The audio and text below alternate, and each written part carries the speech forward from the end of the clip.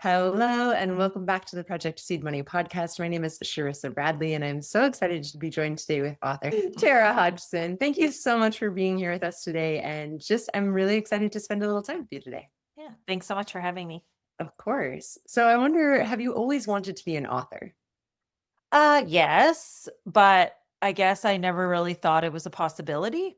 I loved writing. Like I remember writing I'd get little notebooks and I'd have little chapter books when I was a kid, and I always wrote like down my feelings and my thoughts, and it was just like something I did. And my auntie Barbara Hodgson is actually an author, and I don't know, life happened and I was like, it's not really a thing I could be until like, yeah, 2022. I was like, I really want to write a book. And I just did.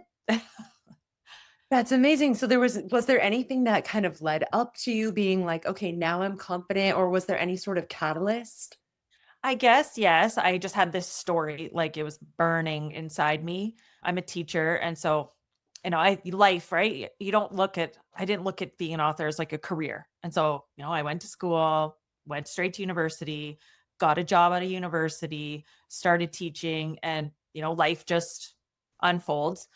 And then I just had this story that kind of connected to my teaching career, actually. And like just my passion about what's happening with kids and social media. And so this idea came to me. I was on a walk and it was literally like the whole story unfolded like in my mind. And I went home and I just started. I didn't tell anybody for like a long time.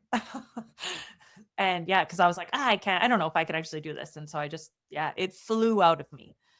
Oh, that's incredible. So it Yeah. wasn't going to leave you alone. It was going to have to happen. Yes, it really did. I knew exactly what was gonna happen, how it was gonna end, and it was very easy, which I know is like it's not easy, but it happened very fluidly and naturally. That's beautiful. That is so Mhm. beautiful. But I will point out that it only happened fluidly and naturally when the timing and everything aligned. It sounds like, 100%. yeah, the dream, the vision was there, but it didn't happen until it was like exactly the right moment. So even when it feels like, oh, it was so fast, that was like the tip of the iceberg, I'm sure, because it built up over those years, I'm sure, Yeah, right? for That's sure. Yeah. amazing. So, what path then did you take to publication after you had your story written? How did you go about getting it into the world? Well, one of my good friends is an editor. So she used to be a teacher in the same division as me. So I kind of reached out to her and we worked together on the editing piece. And then I was kind of stuck there. I started to query agents a little bit, but discovered very quickly that I'm very impatient. And I felt like my story was so timely. I was worried that it wouldn't, it could take years and years and years. So I was moving towards like the self-publishing direction, and I actually used Friesen Press, which is a Canadian self-publishing company. And so they kind of lined me up with the graphic designer and the formatter and everything. So I still am the publisher, but they just helped me with all the resources. And yeah, so I did that with them for my first book. Oh, that's amazing. We had someone from Friesen Press come and interview on the channel and kind Okay. of Yeah. tell about their process and like the Mhm. publishing assistant side of things rather than like a hybrid press, etc. So what a cool experience that you actually took that journey and you can kind of attest to that. And so you still get to own your own book. Yes, it's still mine, but it's such a daunting process. I felt very overwhelmed. So it was nice to have some support for that first journey, I guess. Yes, absolutely. That's incredible. I wonder while you were on the journey, you did kind of mention like you didn't share it with anybody yet, but I wonder like while you were writing, did you face any self-doubt? Oh my gosh. Like I still do every day. But I think that was why I was so hesitant to tell people, because I didn't, I still don't some days feel like an author. Like it's such a weird thing for me to say. So I was scared. I was like really scared to tell people that, they'd be like, why are you writing a book? And I know that that was just me, because as soon as everybody knew, I didn't hear that at all. But it was very much in my head like, you're not a writer. Well, you don't have anything to say. Who's going to want to read this? Like, it's so vulnerable in a way I never expected. So, yeah, the self-doubt, like the imposter syndrome is an ongoing battle of mine for sure. But you have published a book and you are working on books. So I wonder, have you developed tools that help you battle this? Yeah, I mean, and some days are better than others, I think, but like that voice is, I think, for most writers. If it's not, I envy those people so much, but it's just kind of always there. But now I'm a little bit better at like talking back to it or ignoring it or shutting it down. And I know like there's evidence now that people actually did like my books and not just my family and friends, like other people too. So Oh. that helps. But also, yeah, like I can do this. I have done this. And yeah, but some days are just brutal, no matter what. Yeah, no matter what. And the reason I Mhm. ask that question is because truly no one has answered to the contrary. Like every single person either like laughs in my face or is like, okay, yeah, Sharissa, of course. And the reason I ask is because women who are listening to this podcast have not yet published their first book and they're Mhm. sitting in that fear and that self doubt and they're waiting for it to go away. And what you are showing and what the other interviewees have shown as well is that it doesn't go away. It You doesn't. you get stronger, right? You develop Yes. tools. And some days are harder than other days. Yeah. Some days I read what I wrote and I'm like, oh, this is garbage. And then other days I'm like, oh my gosh, this is so good. So Mm. it's just like a roller coaster consistently. But yeah, it's not going anywhere. I don't think. I can't foresee it. I hope it does, but I don't think it will. It always seems for myself, and I'm not sure if you can relate, but when I level myself up to like the next thing, there's like a new wave. So Totally. it just continues. It Hmm. almost gets stronger as I get stronger. But like, Yeah. yeah, but we just battle it and you Mhm. still have works in the world. So then I wonder, after you published your book, did you face any vulnerability once it was out in the world? Oh yeah, that's like just like shedding a layer of skin almost. Like you just feel like now people are reading what I wrote. And it's so scary because Yeah. it just like, will they like it? Did I mess up? Like, what are they gonna think? It's a constant battle. Like, and some people aren't gonna like it. And I think that's part of that voice too, is like, I don't like some books Yeah. and I like other books. And I know other people like those books that I don't like.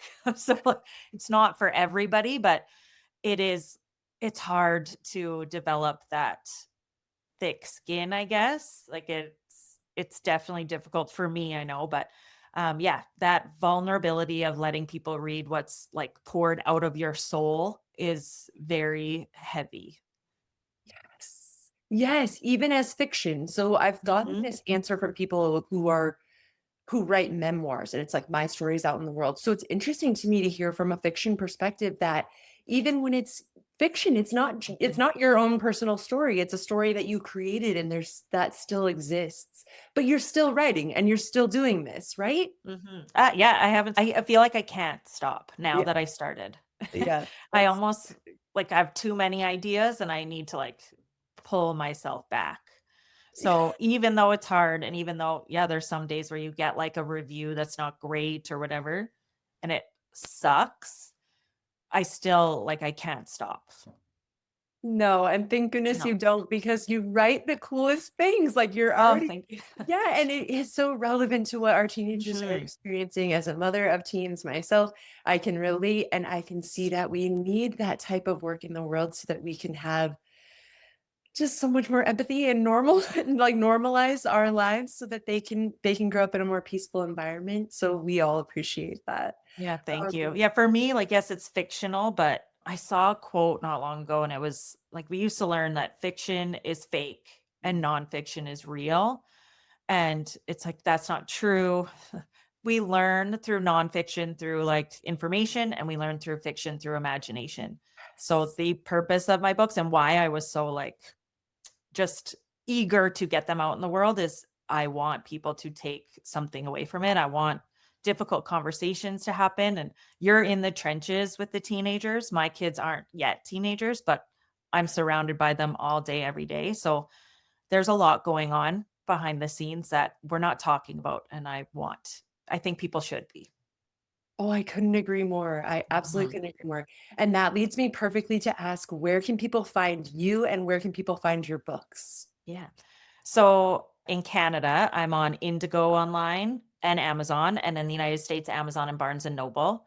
And then just because I am an indie author, I'm local in some bookstores around my community, which is like rural Alberta, Canada. But yeah, otherwise you just have to go through Amazon or Barnes and Noble online. Amazing. And then do you have any social media accounts that I can tell my followers about as well? Yes. So I've had to embrace marketing myself on social media, regardless of the fact that I'm writing books that are not very pro social media. So it's been very ironic and interesting. But I have found a little home in Instagram and really have kind of found my place there. So Tara Hodgson author is my handle.